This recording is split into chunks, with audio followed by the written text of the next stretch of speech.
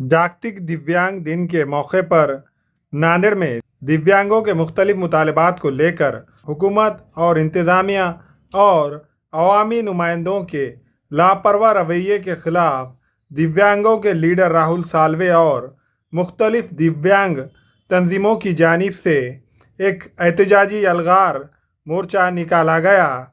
इस मौके पर दिव्यांगों के लीडर राहुल साल्वे ने मीडिया के सामने क्या कहा, देखिए।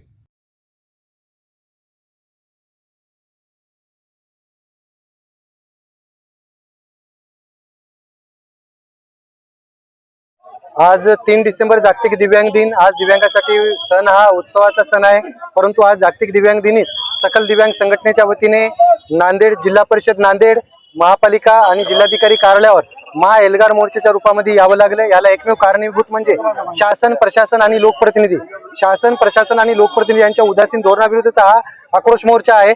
आपण पाहतो आमदार निधी, खासदार निधी, स्थानिक स्वराज्य संस्थांकडला निधी, नागरी स्वराज्य संस्थांकडला निधी असेल, हा निधी दिव्यांगावर खर्च केला जात नाही।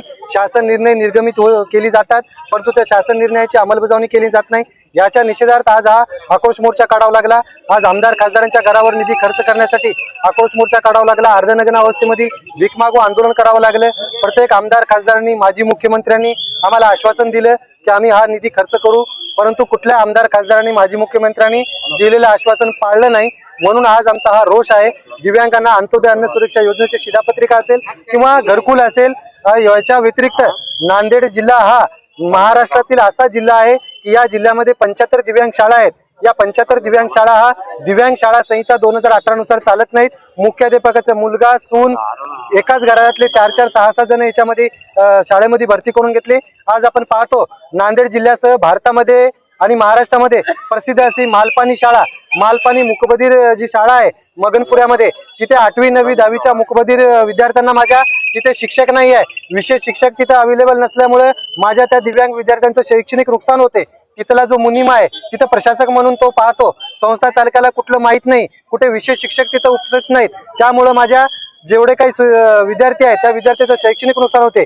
आमचा मग थेट असा संशय आहे की जर एवढी प्रसिद्ध मालपानी शाळेत जर असा गैरप्रकार असेल, कुठलाही मुख्याध्यापक असेल, लिपिक असेल, क्लार्क क्लास 4 असेल किंवा तो प्रशासक असेल, ते जर असे जर भ्रष्ट गुन्हेगारी प्रवृत्तीचे असतील तर नांदेड जिल्ह्यातल्या इतर 74 शाळा या दिव्यांग शाळा संहिता 2018 नुसार चालत नाहीत, असं आम्ही म्हणून आज आम्ही मुख्य कार्यकारी अधिकारी यांना जाब विचारण्यासाठी आलो। कारण जिल्हा परिषदेमध्ये असे अनेक विभाग आहेत ज्याच्याकडे दिव्यांगाच्या योजनांची अंमलबजावणी करण्याचे अधिकार आहेत। आज मुख्य कार्यकारी अधिकारी इथे नव्हते, आम्ही तिथे जाण्यासाठी गेलो असता गेट तिथे बंद केलं। गेट बंद केल्यामुळे आम्ही तिथे विनंती केली, परंतु गेट काढलं नसल्यामुळे आम्ही आज इथे रस्ता रोको करत आहे। आणि या रस्ता रोको जोपर्यंत मुख्य कार्यकारी अधिकारी येणार नाही तोपर्यंत हा रस्ता रोको आंदोलन आमचं सुरू राहणार। यानंतर आम्ही छत्रपती शिवाजी महाराजांना अभिवादन करून महापालिका आणि जिल्हाधिकारी कार्यालय आम्ही इथून आता जेल भरो असेल किंवा कुठलंही असेल, आम्ही आजपासून माघार घेणार नाही, असा आम्ही ठाम निर्णय घेऊन आज आम्ही हा मोर्चा काढलेला आहे।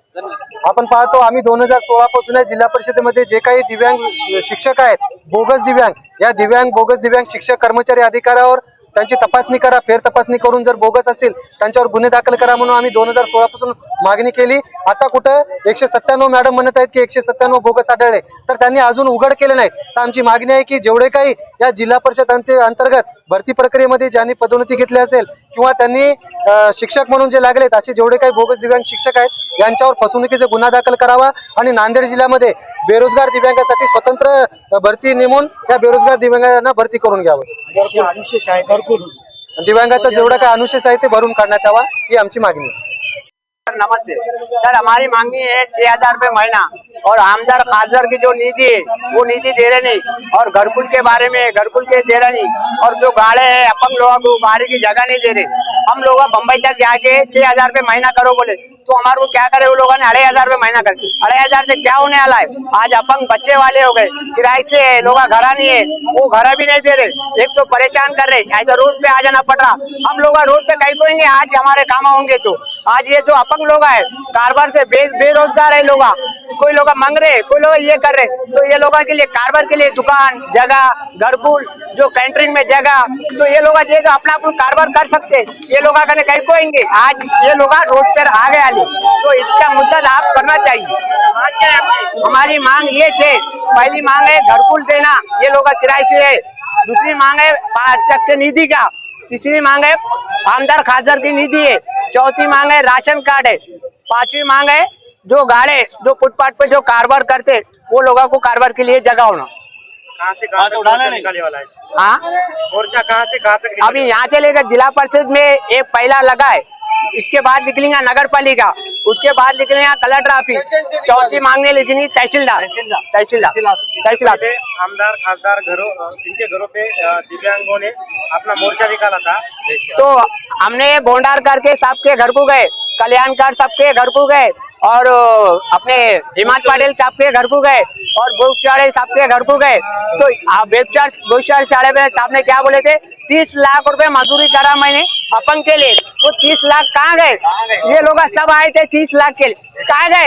ये लोग मेहनत कर रहे, कल को ये लोग राहुल सर को बोले राहुल सर क्या हुआ, तो राहुल सर को ये लोग ये करेंगे तो राहुल सर ये करेंगे, राहुल सर को लेके आना पड़ रहा है, यहाँ पे सब लोग लेके आ रहे राहुल सर को। राहुल सर हमारे लिए है और हम राहुल सर के लिए, ये हमारे काम होंगे तो हम ये रोड पे नहीं आएंगे और इनको तंग नहीं करेंगे। 3 दिसंबर दिव्यांग दिन है, इसके बारे में क्या कहना? तो हम इसके बारे में 3 दिसंबर हमारा जो अपंग दिन है, ये हमारा दिन है बोल के आज हमने पूरा मुद्दत करे, ये हम हर रोड पे उतरे, ये हमारे पूरे काम होना, नहीं तो हम क्या करना है तो हम आगे और करेंगे।